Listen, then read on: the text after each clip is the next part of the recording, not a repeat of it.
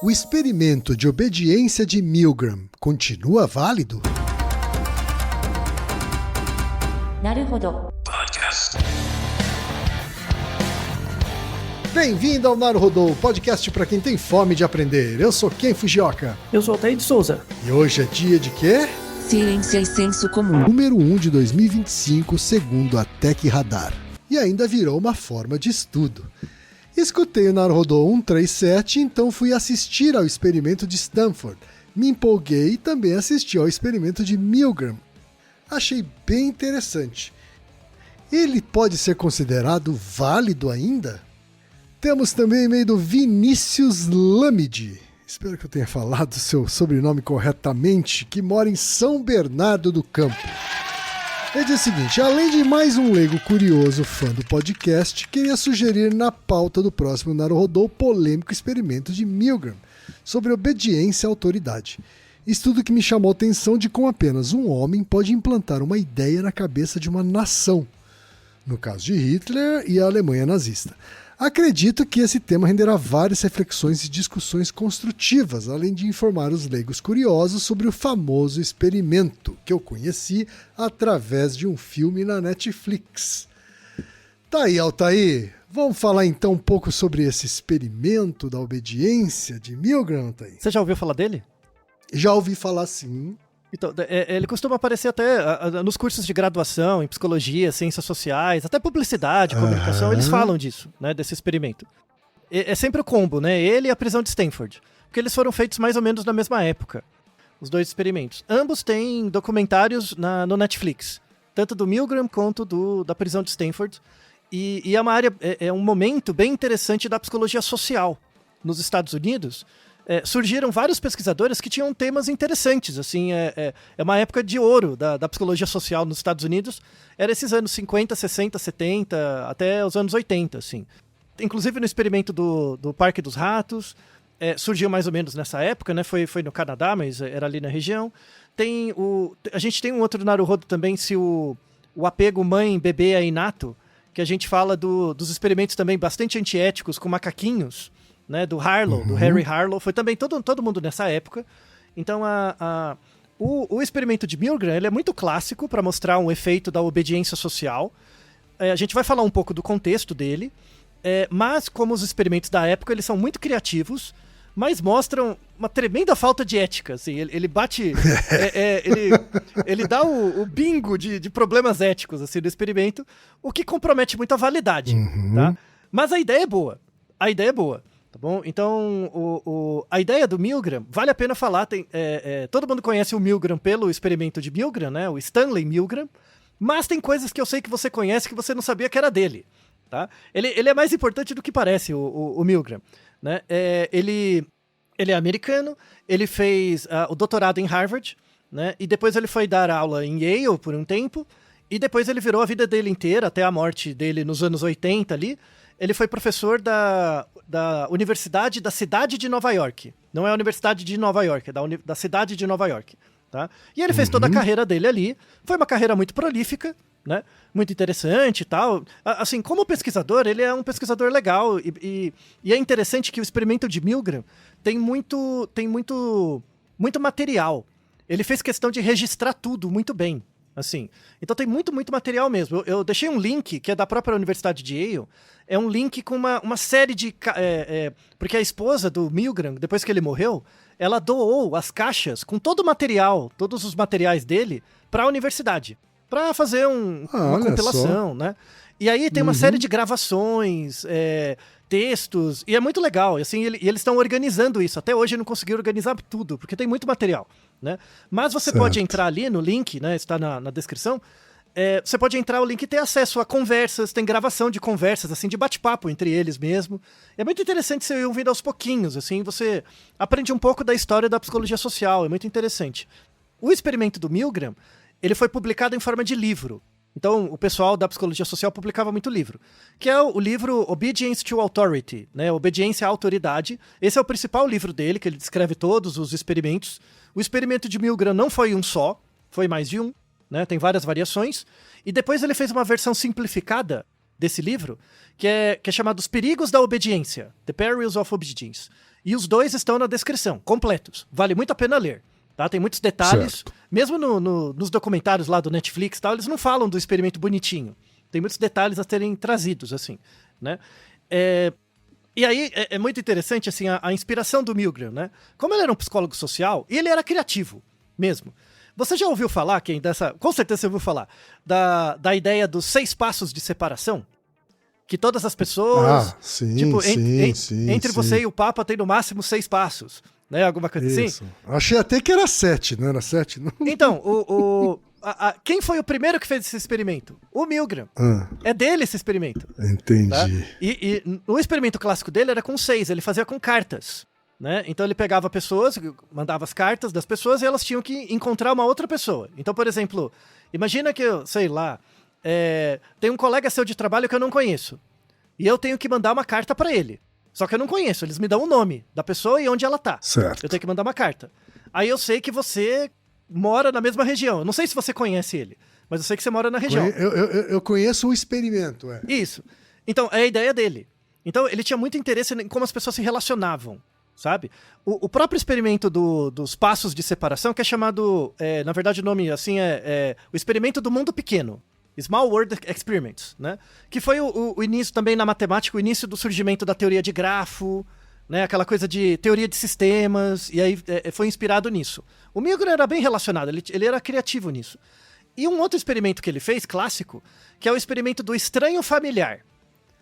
É muito legal esse experimento, que é assim, imagina que você pega o ônibus todo dia. Todo dia você pega o mesmo ônibus, mais ou menos no mesmo horário, né?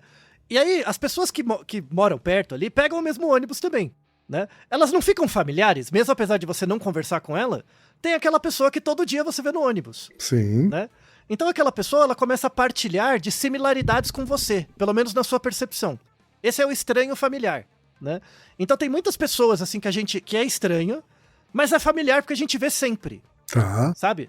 E como que é? Como que a gente cria relações com essas pessoas?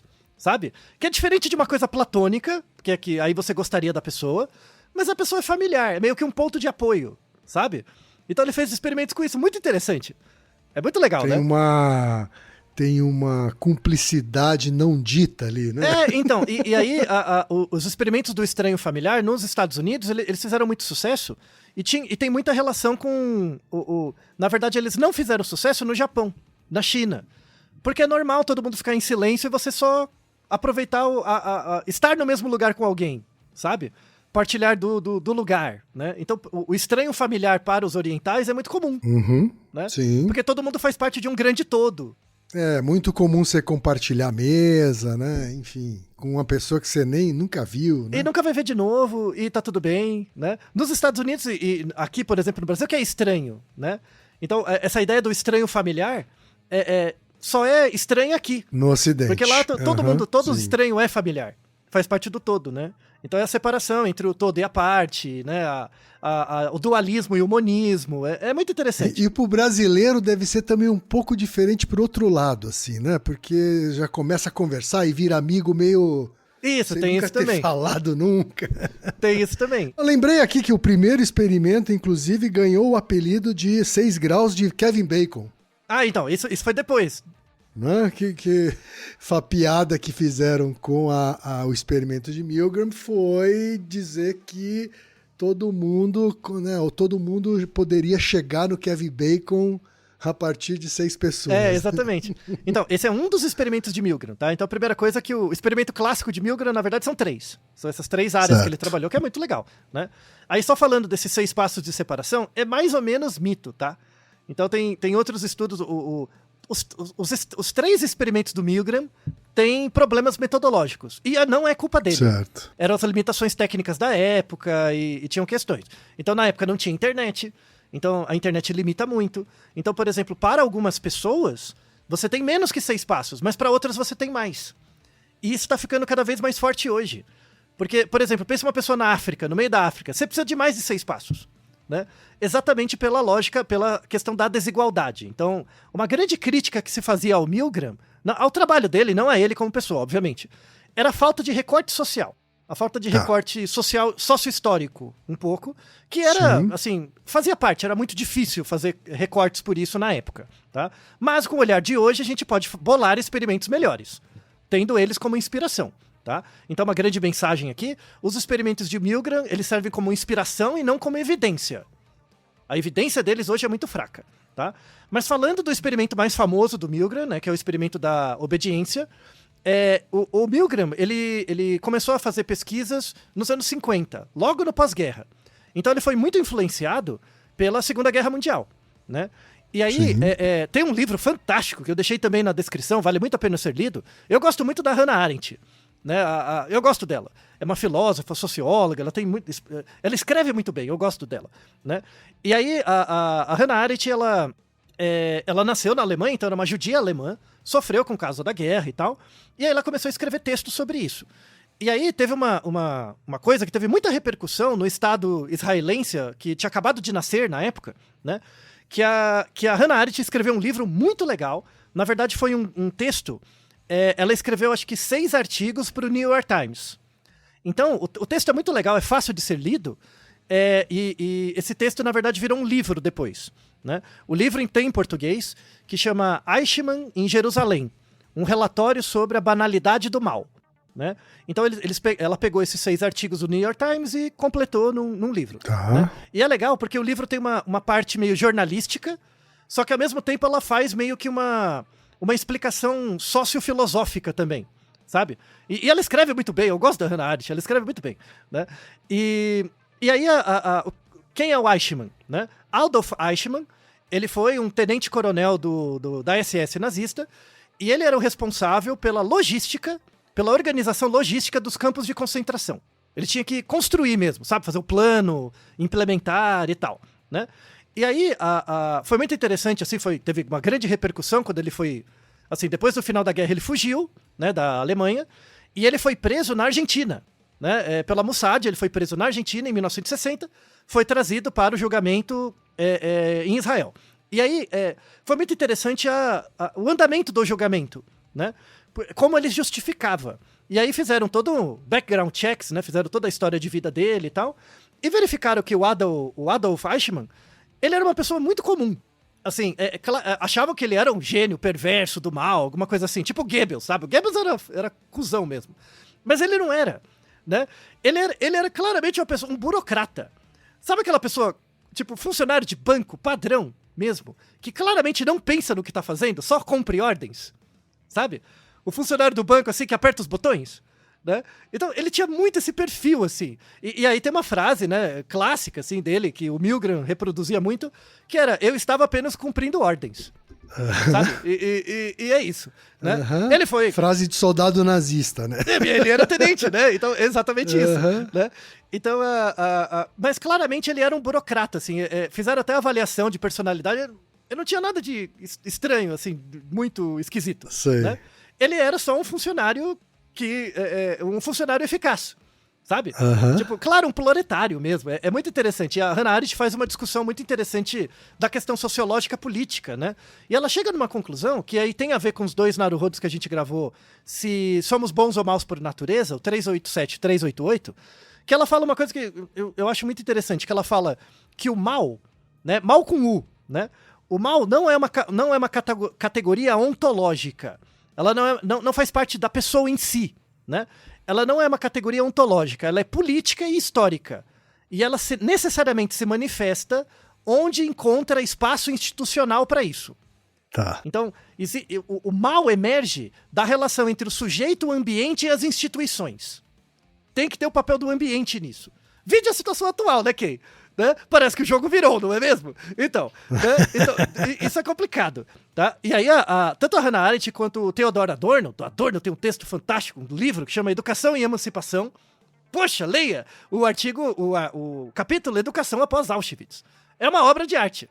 Ele escrevia, diferente da Hannah Arendt, ele escrevia meio mal, escrevia muito difícil. Podia simplificar mais, tá? Mas o texto é fantástico, se você ler com cuidadinho. São páginas densas. Mas, e que ele fala que o grande problema não é um problema político, mas não é um problema da nação. É um problema da educação. Você educa as pessoas para terem a potencialidade de servirem como soldados. Então você pensa as relações de trabalho, você é formado para ser um funcionário, e no fundo você defende uma causa. Que é a causa da empresa, do propósito, do lucro, da meta e tal. E isso pode ser deslocado para a guerra facilmente. Né? E aí ele tem uma parte fantástica que ele fala que a educação alemã, que formou soldados alemães, é a educação que você tem em todo e qualquer lugar ocidental. Né? Logo, uma situação igual pode pipocar em qualquer lugar. Não é verdade? Porque a base é a mesma. Né? A planta cresce no mesmo lugar se você espalha sementes longe o suficiente. Né? Então, essa coisa de que o mal não é uma categoria ontológica nem metafísica, mas sim política e histórica, e se manifesta onde encontra espaço institucional, é fantástica. Né? E isso inspirou muito o Milgram. Para falar, nossa, então, se uma pessoa tão, assim, sem sal, né, foi capaz de matar 4 milhões de judeus, praticamente, entre 4 e 5, né, criando toda a estrutura e nem se questionava sobre isso, vamos fazer um experimento, não é verdade? Né? E aí ele bolou o experimento de Milgram. A primeira versão do experimento, se já é antiético, a primeira versão era pior ainda. Não tinha comitê de ética, era aquela festa do caqui total. Né? Temos o Naruhodo 304, que é como saber se uma pesquisa científica foi feita de forma ética. Da importância da ética em pesquisa. Tá? Então, a questão... E aí, os 3 grandes pilares da ética em pesquisa, o primeiro é chamado princípio da beneficência. Tá. Então, se você vai participar do meu experimento, Ken, você tem que sair melhor do que você entrou. Você tem que ter algum ganho. Tá? Então, eu vou convidar você para fazer o meu experimento, você tem que sair melhor do que o que você entrou. Se eu vou fazer um teste de um remédio com você, né, no final eu tenho que te dar alguma coisa. Pode ser uma avaliação clínica. Se o remédio de fato funcionar, você pode ter o tratamento garantido, né? Algo do tipo. Tá bom. Se você é do grupo placebo e participou da pesquisa, você recebe o remédio se ele funciona mesmo. Tá? Então você tem que sair melhor. Esse é o princípio da beneficência. O segundo é chamado princípio do conhecimento. Você tem que conhecer sobre o que você está passando. Que é a coisa do termo livre esclarecido. Você tem que assinar dizendo, ó, eu conheço os riscos, eu quero participar, enfim, ou não. Eu posso me recusar a hora que eu quiser. Tá? Esse seria o segundo. E o terceiro e aí diz respeito à anonimização. Né? Diz respeito a você, dependendo do tipo de experimento e tal, você tornar a pessoa anônima. Né? Também, dependendo do experimento, é importante. Tá? Você acha que algum deles foi feito no experimento de Milgram? Óbvio que não. Né? Então ele escreveu o livro, botou o nome da pessoa, tirou foto da pessoa, tem a pessoa sofrendo lá, tirou foto também. Né? Aquela festa toda. Né? Não assinou termo livre esclarecido, coisa nenhuma. Né? Aquela bagunça total. E já compromete muitos resultados. Tá? A primeira versão do experimento do Milgram era o seguinte. Imagina que eu sou um ator, tá? Eu sou um ator e você é o experimentador. E o Reginaldo terceiro. O Reginaldo, ele é o sujeito do experimento. Tá? Então, bom. você vai não me obrigar, você vai pedir pra eu fazer alguma coisa. Só que eu vou me recusar. Eu não vou fazer o que você quer. Então você vai me bater. Tá bom. Mas de verdade, bater na frente do outro. Né? Tá bom. E depois você vai chegar e falar pro outro fazer a mesma coisa que você pediu pra mim. Hoje tem pegadinha na internet disso. Né, de TikTok. Né? Lembra muitas pegadinhas. Então surgiu lá no Milgram. Até com cachorro e gato. Né? Você bota o cachorro assim, pega uma pelúcia do cachorro, bate na pelúcia do cachorro, depois mostra pro cachorro, o cachorro sofre. Tá? Sim, então, sim. Essa é a primeira versão. Até o Milgram falou, não, esse não vai dar não, esse vai ser difícil. Né? E aí ele bolou o experimento mesmo. O experimento clássico do Milgram você tem 3 pessoas, você vai ter dentro de o primeiro experimento, você vai ter dentro de uma sala um indivíduo, só que esse indivíduo é um ator. Então ele é fake, né? Tá bom. Do lado de fora tem um professor, tem um experimentador e o professor, né? Então você, por exemplo, foi chamado para o meu estudo, o seu papel é de professor. Você vai ser o professor, você vai se sentar na frente de uma máquina, né? E essa máquina tem vários botões. E aí você vai falar por um microfone para o aluno que está dentro da sala. Então o aluno está dentro da sala, que é o ator, e você é o professor, só que você não sabe que o aluno é ator. Você não sabe. E aí vão colocar eletrodos lá no ator, no aluno. Você é o professor e tem o experimentador, que tá lá de jaleco todo bonitinho, né? Sim. E aí ele vai dizer pra você o seguinte. Ele fala, ó, vamos fazer aqui um experimento de memória, de memorização. Eu vou fazer um exemplo com você, tá? Eu vou falar palavras. Então, por exemplo, ó, caixa azul, belo dia, pato selvagem. Então eu falei 3 expressões. Aí depois eu falo assim, caixa. Você vai ter que responder o que era depois. Você lembra? Nem lembro. Então, vou fazer de novo. Já esqueci. Então, vou fazer de novo. Então, o experimento é legal, sabe? É um experimento que parece que não é zoeira. Então, ó, caixa azul, belo dia, pato selvagem. Certo. Aí esses são os termos. Aí eu falo caixa. Aí deveria falar azul. Isso, que é você só recuperar a memória de curto prazo, tá? Então parece um experimento bem honesto, assim. Certo. Tá? A questão é assim, você fala, só que a partir de um certo ponto, o aluno vai intencionalmente errar. Ele vai falar errado. Sim. E aí você vai ter que dar um choque nele, né? E aí na frente da pessoa tem uma máquina com botões. E esses botões, eles têm uma gradação de choque nos botões. Então, os níveis de choque são 30. Você tem 30 botões, são 30 níveis de choque, tá? E aí tem lá o botão e do lado tem a voltagem, né? O nível mais baixo é 15 volts. É bem pouquinho, você nem sente nada. 15 volts é o primeiro. O mais forte é 450 volts, que é o nível 30. E aí vai aumentando aos pouquinhos. Para as pessoas que não sabem muito bem a voltagem, o quanto que isso significa, tem expressões ali. Então tem o choque ligeiro, né? Quase nada, tá escrito assim. Aí tem 1, 2, 3, 4, os 4 primeiros níveis é o choque imperceptível. Aí tem mais 4 níveis com choque moderado, choque forte, choque muito forte, choque intenso, choque perigoso, e os 2 últimos níveis é XXX. Tá. Percebeu, né? Nossa senhora. Então, beleza. Aí a pessoa fica olhando ali, né? O cara lá dentro da sala, você já fica rezando pro cara. Não erra, né? Não erra. Certo. Aí, coisas que não aparecem na comunicação que o experimento é legal. Tipo, por exemplo, você é o aluno, né? Você vai eletrocutar a pessoa dentro da sala, né? Aí eu pergunto pra você assim, onde você acha que você vai parar? Porque eu falo, ó, a pessoa vai levar um choque, né? Onde você acha que você vai parar? A maior parte das pessoas vai falar, eu vou parar acho que no nível 8, no nível 9, no nível 7, né? Então, quando você perguntava para as pessoas, o total da amostra eram 160 pessoas. Foram 4 experimentos, 160. 40 em cada experimento. A média das pessoas era 8. Eu acho que, num total de 30, eu acho que eu só vou até o nível 8. Eu paro, tá? Isso antes do experimento. Tá. Só que aí o experimentador vai ter que fazer, né? Vai ficar incentivando a pessoa, mas sem bater nela. Mas vai ficar incentivando, Sim. né? Quando fizeram o experimento, a média, as pessoas pararam no nível 27. Caraca. Então, é isso aí, né? As pessoas não tinham dó, então. Então, esse que é o negócio. Aí entra muito o papel do experimentador. Certo. O experimentador, ele tinha aquela postura, ele tinha que ficar impassível. Então, o que acontece? Você já tinha a postura de professor. Você era o professor de quem tá lá dentro, então já é hierárquico. E eu sou o experimentador, eu tô acima de você. Tem uma certa coação. E o experimentador, ele tem que fazer uma postura impassível. Ele tem falas que ele decora, né? Fala, o experimento tem que continuar. E aí, nos primeiros níveis, quando chegava acima de 120 volts, que era o nível 8, a pessoa lá dentro da sala começava a gritar. O ator começava a gritar. E esse grito também era padronizado. Certo. O ator decorava os tipos de grito para cada nível para, né, padronizar entre as pessoas. Quando chegava ali, tipo, 360 volts, a pessoa gritava, quero sair, desesperado mesmo, tá? Não é zoeira, né?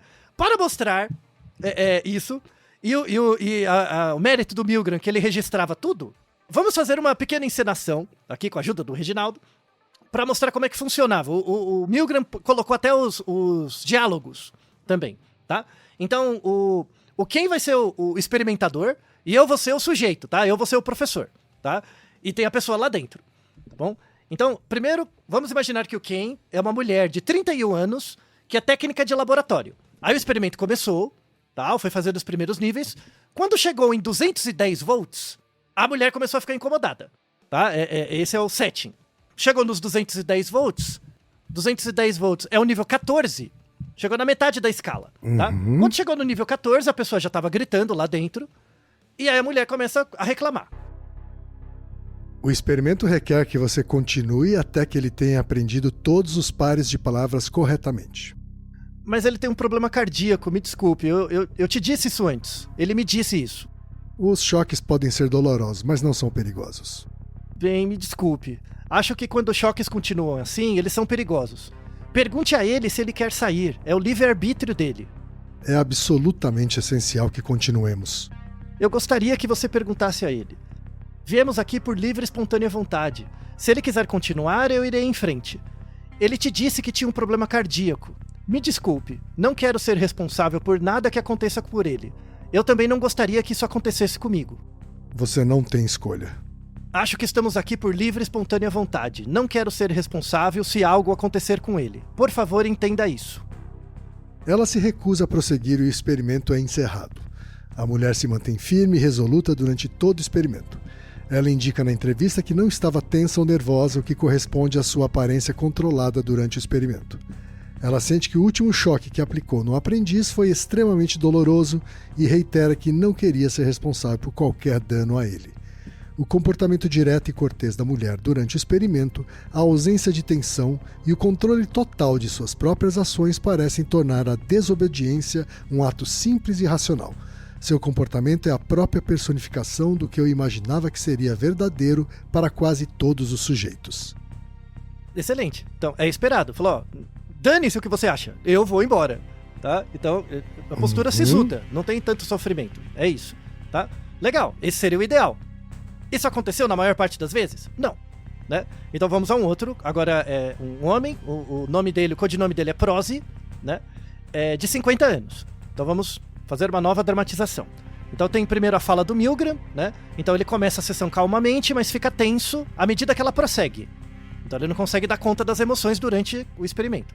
Após aplicar o choque de 180 volts, que é o nível 12, ele gira na cadeira e, balançando a cabeça, dirige-se ao experimentador em tom agitado.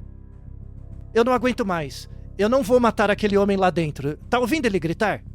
Como eu já lhe disse, os choques podem ser dolorosos, mas... Mas ele está gritando, ele não aguenta. O que vai acontecer com ele? O experimento exige que você continue, professor. Mas eu não vou deixar aquele homem doente lá dentro. Sabe o que eu quero dizer? Quer o aprendiz goste ou não, precisamos continuar com todos os pares de palavras. Eu me recuso a assumir essa responsabilidade. Ele está gritando lá dentro. É absolutamente essencial que você continue, Prose. Tem muitas perguntas restantes aqui, quero dizer. Caramba, se ele errar, tem muitas sobrando. Quer dizer, quem vai se responsabilizar se acontecer alguma coisa com aquele senhor? Eu sou responsável por qualquer coisa que aconteça com ele. Continue, por favor.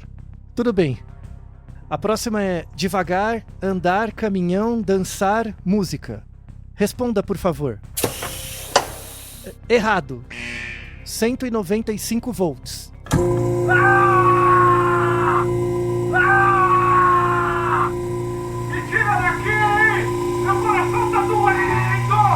Continue, por favor. Tira daqui! Meu coração tá doendo! Tá vendo? Ele tá gritando. Tá ouvindo? Ai, poxa, eu não sei. O experimento exige... Eu sei que exige, senhor, mas eu quero dizer... Ele não sabe do que tá se metendo. Já está em 195 volts. E o experimento continua. 210, 225, 240, 255, 270... Nesse ponto... Nossa, terminei as palavras, terminei os pares de palavras, finalmente. Você terá que voltar ao início da página e passar por elas de novo até que ele acerte todas. Ah, não.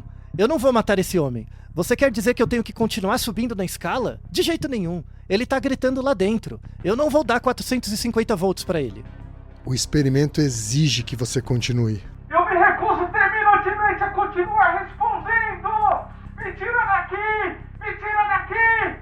Continue. A próxima palavra é verde, por favor. Verde, grama, chapéu, tinta, maçã. Acho que ele não vai responder. Se o aprendiz não responder em tempo razoável, cerca de 4 ou 5 segundos, considere a resposta errada. E siga o mesmo procedimento que tem feito com as respostas erradas. Diga errado, fale o número de volts, aplique o choque, diga a resposta certa. Continue, por favor. Verde, grama, chapéu, tinta, maçã. Responda, por favor. Prossiga com o procedimento, por favor. 315 volts. A resposta é tinta. Próxima. Eu me recuso terminantemente a responder! Tem que responder. Você leva choque se não responder. O experimento continua com o aprendiz recusando-se a responder e finalmente parando até a mesmo de gemer. Aos 375 volts, o sujeito se levanta. Acho que aconteceu alguma coisa com aquele cara lá dentro. Não recebo resposta nenhuma. Ele gritava com menos voltagem. Você não pode verificar se ele tá bem, por favor? Depois que começamos, não podemos verificar. Por favor, continue, professor. Dia fresco, sombra, água, tinta. Responda, por favor. Você tá bem aí dentro? Tá tudo bem? Continue, professor. Continue, por favor.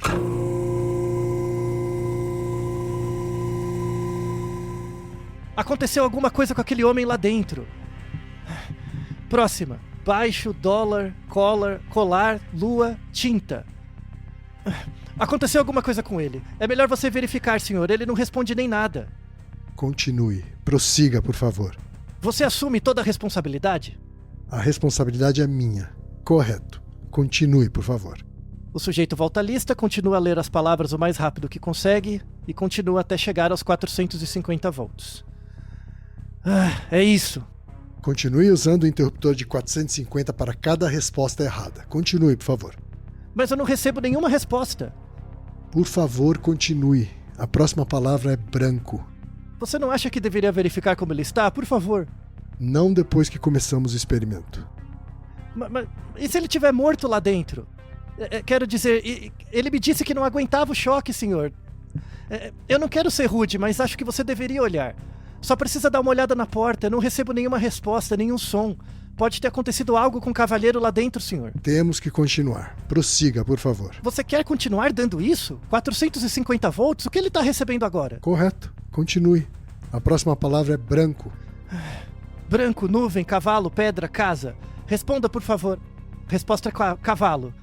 450 volts.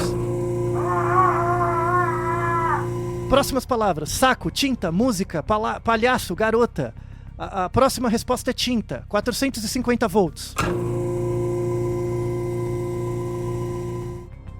Próxima palavra. Curto, sentença, filme. Com licença, professor. Teremos que interromper o experimento. Complicado, hein, Henrique? E o experimentador, assim, impassivo, né? Assim. Exato. Tem tanto treinamento para o aluno lá dentro da sala, que é o ator, quanto para a pessoa fora, né? Certo. Na verdade, todo mundo é ator aí, né? Não, então, menos o Prose, coitado, né? Menos o Prose, então, exato. E ele ficou, assim, tem trabalhos mostrando, tipo, estudos de follow-up com as pessoas que participaram do experimento, né? Claramente, algumas ficaram muito afetadas por isso, sabe?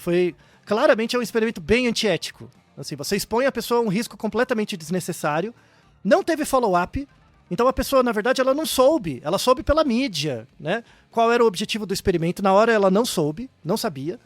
Então, assim, tudo errado. Tudo errado do ponto de vista ético, tá? Experimento terrível. E aí, falando agora dos... assim, ainda mais fazendo essa dramatização, né? Ela gera um efeito na audiência muito grande. Por isso que o experimento ficou muito famoso, tá?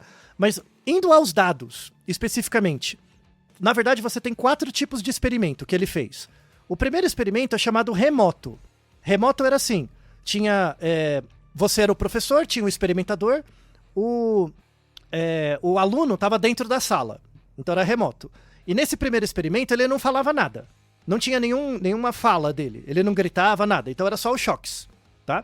Nesse experimento que não tinha feedback, as pessoas chegavam mais longe. Chegavam lá no nível 27 e tal, em média. Tá?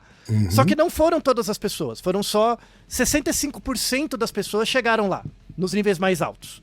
O segundo experimento é chamado com feedback de voz, então a pessoa lá dentro gritava. Aí as pessoas não chegavam no último nível, uma incidência menor de pessoas chegava. O terceiro e o quarto são mais complicados, porque o terceiro é o experimento de proximidade. Então o aluno não ficava dentro da sala, ele ficava na mesma sala, do ladinho. Ficava do ladinho lá, né, da pessoa. Não era só ouvir a pessoa sofrendo. O ator realmente... O ator, ele representava total, assim. Exato, ele tava lá, assim, do lado. Você só não ficava de frente, assim, pra pessoa. Ela ficava do seu lado, mas estava na mesma sala. Tá, mas a pessoa estrebuchava, isso, assim, como se estivesse realmente sofrendo. Pois é. E o quarto é o toque próximo, que era assim... eles fizeram um aparato que era uma mesa que dava choque. É uma mesa com metal... E a pessoa tinha que colocar a mão no metal, não era um eletrodo, né? Tá. E aí, se a pessoa não colocava, você tinha que pegar a sua mão e colocar a mão dela no metal, Sabe? Pra ela levar o choque. Caramba! E que é a capa do episódio. A capa do episódio é exatamente o quarto experimento. Você vê do lado esquerdo, você vai ter a pessoa fazendo o experimento, colocando a mão, e do lado direito o ator, né? É bem tenso, né? É tenso. É bem tenso. É claro que, conforme o experimento vai ficando mais grave, uma menor quantidade das pessoas chega no último nível. Chega bem menos, tá? Uma frequência bem menor. Vai caindo exponencialmente. Isso é interessante, isso não é divulgado.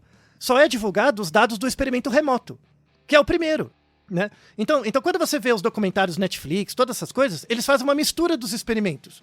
Isso também é antiético, porque assim, o dado mais popular é que as pessoas fizeram o experimento, por exemplo, remoto, 40 pessoas fizeram, 65% delas chegavam no nível 30, que era o nível mais alto, que é quando não tinha voz, né? Esse era o nível mais alto.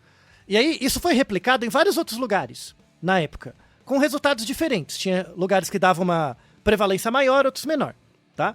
Só que quando você, por exemplo, no documentário da Netflix, eles mostravam o experimento, mas misturavam ele com o feedback da voz. E ele não fez isso, ele fez separado, né? Então, por exemplo, no experimento de toque próximo, que é você colocar a mão, 2% das pessoas só chegou no nível máximo. Só 2%. E uma outra coisa importante que o Milgram não fez, né? Ele não fez nenhum teste estatístico. Então, se você aplicar... o total da amostra eram 160 pessoas, tá? Se você aplicar um teste Q² de contingência simples, não dá significativo. Então, o problema é 65% das pessoas chegava no último nível quando o experimento era mais distante. Não tinha voz, não tinha nada, tá? Isso é significativamente diferente? Ele é numericamente diferente, porque é 55 contra 35 no experimento. Mas se eu generalizar para a população, será que essa diferença de 15 pontos percentuais faz diferença? Quando você aplica o teste estatístico, não. Não faz diferença. Porque você tem que ver essa diferença em relação ao tamanho de amostra e fazer uma inferência para a população. Você tem que aplicar um teste estatístico. Isso nunca foi feito. Sim. Né? Replicações posteriores aos anos 2000, quando você aplica esse experimento numa população maior, mais representativa, e faz o teste estatístico, não dá diferença. Não dá diferença. Entendi. Percebe? Então, eu mostrei essa dramatização, porque o N, na verdade, é 1. Foi só o Prose que teve todo esse negócio. A maior parte das pessoas foi como a primeira... a Brandt, né, que é a primeira mulher que entrevistada. Falou, não vou fazer. Levantava e ia embora. Né? Então, o erro do Milgram, ele ganhou muita popularidade porque os experimentos mais, assim, as dramatizações mais graves ganharam mais legitimidade, né? Então, assim, quais são os problemas do experimento do Milgram? A falta ética total, né, de proteção das pessoas, né, que participaram do experimento. Sim. Muitas pessoas saíram com problemas, assim, né? Tal, foi complicado. A falta de teste estatístico. Então, uma diferença de 65% versus 35% para uma amostra de 160 pessoas, quando você joga na população pode não dar diferença significativa. Vai precisar de um tamanho de amostra maior para detectar essa diferença pequena, esse tamanho do efeito pequeno, tá? E quando você faz reproduções com tamanho de amostra maior, não dá diferença, né? E quando você faz reproduções levando em conta os aspectos éticos, a diferença some. Então parece que é muito mais um viés da opressão naquele momento, antiética, do que necessariamente de um efeito endógeno da pessoa. E daí a gente volta na Hannah Arendt, né? O mal não é uma categoria ontológica, é política histórica que se manifesta onde encontra espaço institucional. Então o que acontece? Onde que existe o mal? Né? O mal de existir uma situação como essa, que você mata uma pessoa, né, sob julgo de alguém, né? Teve um espaço institucional para isso, que era o quê? A universidade. A universidade compactuou com a necessidade de um experimento antiético para que se criasse as condições para que a relação entre o experimentador e o sujeito gerasse o mal. É isso que gera o mal. O mal não está na pessoa. Não é porque não estava só seguindo ordens. Tem um espaço institucional. Se a universidade fosse de fato ética, teria impedido esse experimento. E aí não nasceria essa oportunidade. Percebe? Sim. Por quê? Porque o mal é uma categoria ontológica, política e histórica. Percebe? Agora me fala uma coisa, Altair. A moral da época via esse experimento como antiético? Na época, não. na época, deu maior burburinho. Teve muitas discussões, né? Teve a criação do Estado de Israel na época, então teve toda uma questão, assim. E aí que surgiu, né? A prisão de Stanford veio na mesma época, então tinha essa coisa de que a guerra é o mal, e na verdade o problema está nas pessoas, né? Por que existe a guerra? Quando acaba a guerra, né? O Holocausto, toda aquela coisa, existe o mal, né? A gente viu o mal de muito próximo, né? Como é que a gente expurga esse mal? Porque o mal é das pessoas. Então, não existia discussão sociológica, veja bem, né? Por isso que Hannah Arendt é monstro, né? Veja bem, o mal está em cada um de nós. Então, dependendo do espaço institucional, todos nós, incluindo eu e você, pode estar suscetível a fazer esses tipos de coisa, né? E aí tem um exemplo fantástico, que eu não podia deixar de falar mal da publicidade, porque tem um exemplo ótimo, né? Que é um pesquisador muito clássico da psicologia, que é o Watson. O Watson, muito importante na psicologia experimental, né? Ele foi um professor importante do início do behaviorismo. Muita gente tem ranço do behaviorismo por causa do Watson. A coisa do condicionamento operante e tal, que veio com Skinner, mas ele era antes, né? O Watson, ele criou muitos experimentos antiéticos na universidade. Tem um experimento clássico do pequeno Albert. Coitada da criança. Ele chegava perto de um bebê com um pedaço de ferro e batia com um martelo pra saber o efeito da punição na criança, velho. Que cara otário. Caraca. Que cara otário. Né? Mesmo na época. Aí depois bagulho pesado, hein? Aí foram atrás do pequeno Albert, ele tinha se suicidado quando foi adulto, velho. Que pecado. Meu Deus do céu. E aí o que aconteceu? O Watson era tão cuzão. Se hoje já é difícil fazer um processo por assédio sexual na universidade e expulsar professor, imagina nos anos 40. É impossível. Mas o Watson conseguiu. Ele foi expulso por assédio sexual. Caramba! E aí, não contente... Que bom que alguém teve um comportamento exemplar, né? Uma instituição teve um comportamento exemplar. Exato. E aí o que aconteceu? Uma outra instituição abraçou o Watson porque ele tinha muito boas ideias, de fato, assim, Quem foi? Claro. A JWT. Filhos da puta! Olha ele só. trabalhou na JWT. Está um relatório, na descrição, um relatório escrito pelo Watson, que podia ser sido feito hoje, com planejamento de comunicação para planners. Olha só quem ele era da sua área. Né? Meu Deus, olha só. Várias propagandas famosas, tem o planejamento de comunicação, todos aqueles PowerPoint, não tinha PowerPoint, mas as bolinhas, os quadradinhos, tal, mostrando os esquemas. Sim. Desgraçado. A Thomson foi uma das primeiras agências americanas a adotar a disciplina de planejamento. Isso, e a ciência. Não duvido nada disso. Tem um artigo clássico dos anos 50 do Journal of Advertising falando da importância da ciência para o marketing e a publicidade. E quem escreveu? O Watson. Ai, olha só. Meu Deus do céu. Olha só, então, o Watson, o primeiro arrombado da publicidade. Ele canalizou muita coisa, viu? Fez escola, desgraçado. Mas enfim, então você já tinha o Watson de um lado da psicologia. Aí tinha o Milgram. O Milgram não era cuzão, ele realmente, né, era criativo, tá? Então, o Harlow não. O Harlow lá do experimento com o macaquinho, ele era cuzão, o cara, coitado. Né? Assim, a vida dele era toda zoada. Acho que o Milgram não era exatamente gente boa também. Não era. Assim, o Zimbardo também, né, que fez o experimento da prisão de Stanford, faleceu recentemente, inclusive, ele também, né, tinha aquelas coisas. Mas tava ali jogando o jogo. O melhorzinho deles, que nasceu, e aí tiraram ele pra nada, quem que era? O Maslow. Tava na mesma época também, só que o Maslow era gente fina. Né? Gente fina também, tem um episódio sobre o Maslow, importância dele. Cara bacana, está voltando agora, mas já morreu. Coitado, devia voltar, dar um beijo na alma dele. Que lavozinho eu tenho, Maslow. Porra, cara foda. Esse era bacana. Esse viveu a guerra, ele foi para os Estados Unidos, virou professor.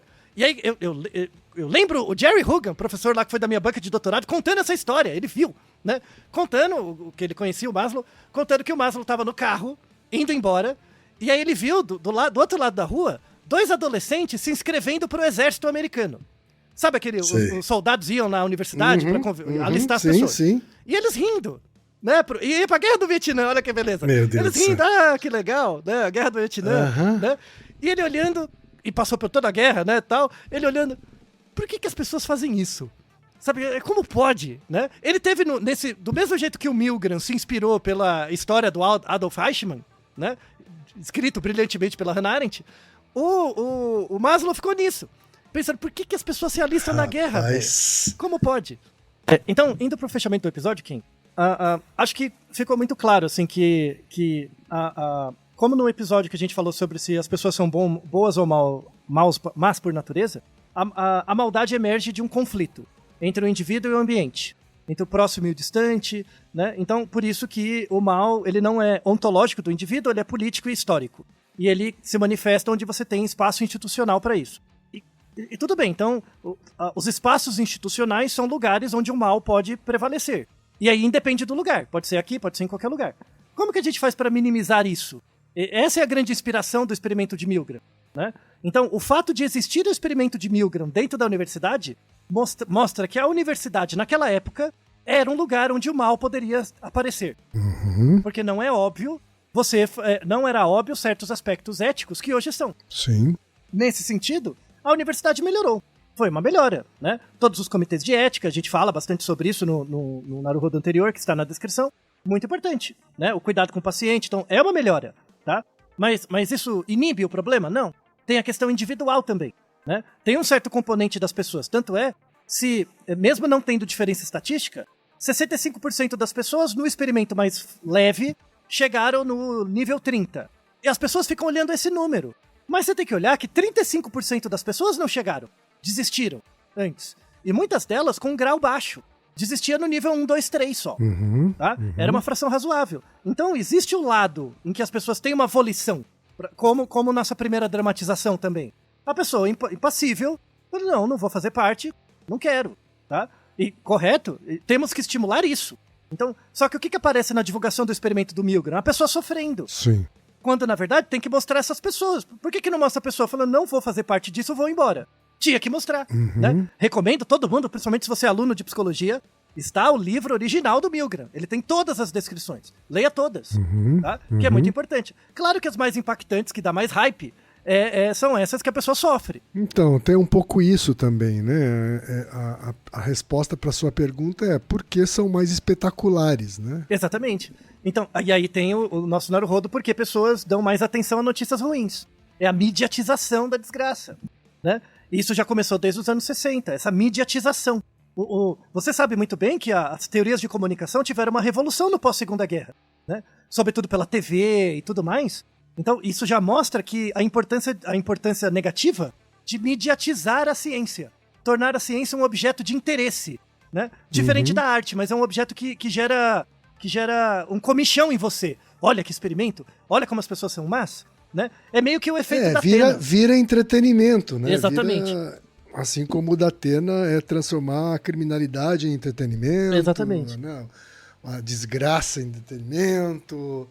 Né? E acho que as videocassetadas, elas são o ápice disso. Assim, exatamente. Né? Transformar outras pessoas se dando mal em entretenimento. Isso. Então, chegamos à conclusão que, por exemplo, o experimento do Parque dos Ratos, o experimento do Milgram, o experimento da prisão de Stanford, o experimento do Harlow, né, com os macaquinhos, são videocassetadas da ciência. Bem nisso, são experimentos que servem para mediatizar coisas. E, infelizmente, isso é muito comum hoje em dia. Tem muito pesquisador que faz artigos para virar pop, para sair no TED, para, sei lá, aparecer na Ana Maria Braga, sabe? Isso não é ciência, desculpa. Sim. Sabe? A ciência dia a dia ela é meio chata mesmo. Muitas vezes elas confirmam coisas óbvias, ou às vezes elas confirmam coisas que a gente não esperava, mas por um mecanismo complexo que não dá pra explicar num TikTok, sabe? Você precisa de mais tempo. Vários Naruhodos são assim, que você tem que ouvir mais de uma vez mesmo, e não é porque você é burro, é porque até eu mesmo ouço de novo, sabe? Porque é difícil mesmo, você tem que construir o raciocínio, você leva mais tempo, a vida fica mais lenta, e nesse sentido mais produtiva, né? Então a grande mensagem que a gente deixa do experimento do Milgram, ele foi inspirador, de fato, ele foi um bom representante da época dele, mas todo representante tem críticas, né? E agora, com o tempo, 80 anos depois da Segunda Guerra, até mais, a gente consegue fazer um olhar com um pouco mais de alteridade e também um pouco de empatia pela figura do Milgram como pesquisador, mas de alteridade verificando que isso tem uma historicidade, mas infelizmente a gente não aprendeu nada com isso. Estamos numa situação moderna onde as coisas se repetem. São cíclicas. E não são cíclicas porque são naturais. São cíclicas porque a gente não olha o nosso próprio sofrimento e quer ser feliz. E aí a gente repete o ciclo de novo. A gente quer delegar o sofrimento para outrem. Porque nossa sociedade é baseada na criação de cidadãos que são consumidores e são mídias. Então, se você é uma mídia, você tem um perfil na rede social e seguidores, e aí você é visto e se vê, Você vê e é visto, mesmo que você não tenha nenhum seguidor, mas a semiótica é essa. E aí, quais são as duas regras do consumo? Eu tô pagando e o cliente tem sempre razão. Claro que você nunca vai ser uma pessoa infeliz, você vai buscar a felicidade pelo consumo. E esse consumo é um consumo baseado em entretenimento. E é o buraco onde a gente vai se enfiar e vai cair na guerra de novo. Saco! Culpa de vocês, desgraçados do Satanás, eu não consigo. Droga que eu me seguro, eu não consigo. Ai. A culpa é das pessoas que gostam de ser consumidoras e serem tratadas como alguém que tem razão. Mas que isso sempre não é ruim. tem razão. Isso não é ruim, sabe? É igual as crianças pequenas. As crianças pequenas, né, elas fazem o que elas querem. Elas não gostam de levar bronca. Né? Adulto também não gosta de levar bronca. O problema é quando você continua assim, né? Quando você é uma criança grande. Muito bem, muito bem. Então, o que a gente precisa? De limite, de restrição, né? E isso vai gerar os limites para você ter empatia pelo lugar do outro, para você criar alteridade. E é a grande mensagem desses últimos episódios mesmo, na verdade, que é aquela coisa, parece contraditório, mas você querer ser feliz vai implicar a infelicidade do todo. A felicidade necessariamente tem que ser a consequência e não a causa das coisas. Você faz o que tem que ser feito. A consequência é natural a partir disso, sabe? E reflete muito uma postura contra essa lógica do consumidor e da mídia, sabe? Eu não quero ser um consumidor, não quero ser uma mídia, sabe? Eu quero ser outra coisa. Eu tenho que construir uma outra semiótica para isso, tá? Que vocês não vão fazer porque não atende IPO de stakeholder, saco? Então a gente vai ter que criar, você acha? Do ponto de vista individual. E nesse momento, então, que os donos das plataformas estão completamente de quatro pela ditadura, né, do Homem Laranja lá. Então, percebeu um espaço institucional. Quando se cria o espaço institucional e você tem indivíduos suscetíveis, porque eles são consumidores e mídias, ou seja, eles buscam ser felizes, eles vão proteger o senso de realidade deles. A qualquer custo. Temos o espaço ontológico, metafísico, político e histórico para o surgimento do mal. A receita tá pronta, gente. Só falta botar a cereja. Agora, tá tudo pronto. Que beleza. E a gente não vai poder fazer nada. Vamos ser vítimas e testemunhas disso. Mas, passado isso, temos espaço para muita criação. Mas vamos passar por um buraco grande ainda, Kay. Vai piorar antes de melhorar. Tá? Vai mesmo. Mas estamos juntos. O Naruhodo não perecerá tão cedo. É isso aí. Tá certo. Tá bom, tá aí. E Naruhodo, ilustríssimo ouvinte.